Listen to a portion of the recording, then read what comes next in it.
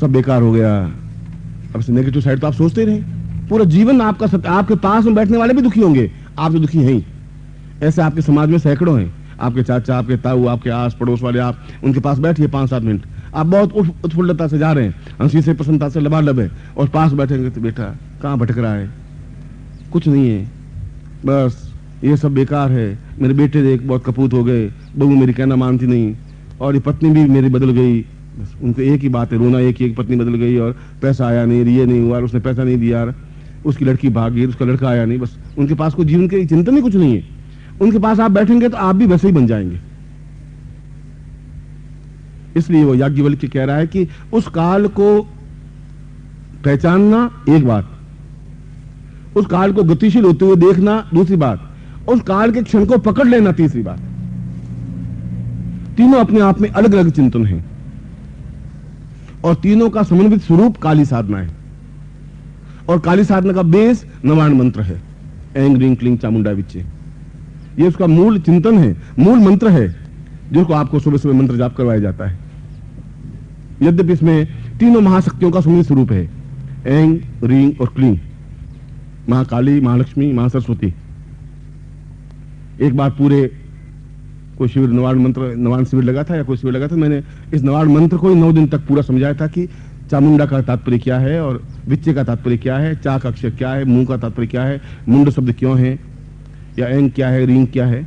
और तो एक लंबा चौड़ा विषय है, उस विषय पर तो बोलने के लिए 15-20 प्रवचन चाहिए उस नवाण मंत्र को। मगर मूल रूप से काली साधना का आधार मूल मंत्र ऐं ह्रीं क्लीं चामुंडा विच्चे। मगर यहीं तक समापन नहीं हो जाता, ये सब समाप्त नहीं है।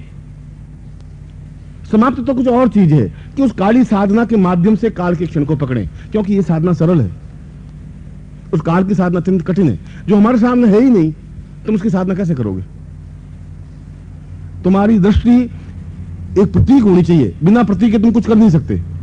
तुम भगवान की मतलब शिव की साधना करना चाहो तो एक शिवलिंग होना चाहिए तुम्हारे सामने, बस। फिर तुम उसमें दूध भी चढ़ा दोगे, जल भी चढ़ा दोगे, फिर तो तुम साधना कर लोगे। बिना प्रतीक के तुम साधना नहीं कर पाते हो।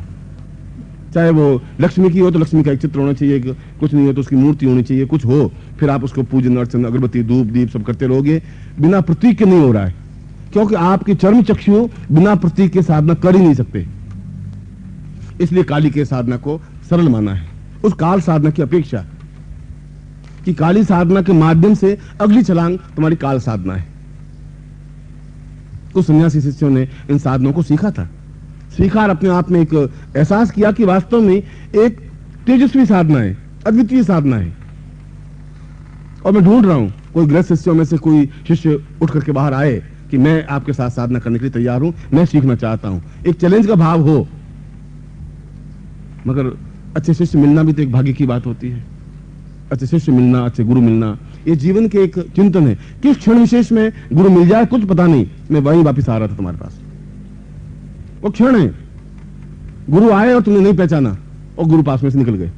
ये नवरात्रि का शिविर आया, आप खड़े हुए, मैं भी खड़ा हुआ और हम दोनों एक दूसरे से मिले एक क्षण विशेष में। आपने हमें समझने की कोशिश की, मैंने आपको देखने की कोशिश की और पास में से निकल गए। पूरा जीवन अपने आप में खत्म हो गया। कोई जरूर नहीं दूसरी बार वह गुरु उसी रूप में आपको मिले ही, वरना हम किस रूप में आपको मिले और उस समय आपकी मनोवृत्ति कितनी बदली हुई हो। उस क्षण को पकड़ने का मतलब है कि जो ही आमने सामने की स्थिति बने उसी समय आप उनके पांव पकड़ लें और अपने आप को समर्पित कर दें। वह क्षण को पकड़ने की क्रिया हुई। पहचान सोचें कि कोई बात नहीं, अब की बात देख लेंगे, गुरु भी कोई बात नहीं, फिर कभी दीक्षा दे देंगे, देखा जाएगा, इसको परख लेंगे, वो भी सोचता है। वो तो क्षण अपने आप में बदल गया।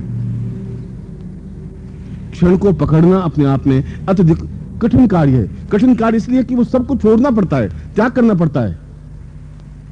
उस क्षण को पकड़ने के लिए दूसरे क्षणों को छोड़ना पड़ेगा। मौज, शौक, धन, यश, वैभव, प्रतिष्ठा, कमाने की बात, घर, वो सब छोड़ना पड़ेगा, क्यों? इस क्षण को पकड़ना है। वो तो आपके हाथ में तुलना है कि ये सत्य है या वो सत्य। या इस सत्य को आप घर में पलंग बिछा हुआ है, उसके ऊपर आप लेटे हुए हैं और पत्नी बाहर खड़ी हुई खाने के लिए कह रही है, आप कह रहे हैं अभी अभी आ रहे हैं, 2 मिनट रुकिए। ये भी क्षण है। आप या तो ये पकड़ते रहिए, ये पकड़ेंगे तो ऊपर वो दोनों चूहे काट रहे हैं बेल को। बेल तो पकड़ी हुई है, चूहे जरूर काट रहे हैं। आपके कहने नहीं करने से कुछ चलेगा नहीं, और गिरेंगे आप जरूर। गिरेंगे तो नीचे सर बैठा हुए काल बैठा है, आपको खा जाएगा।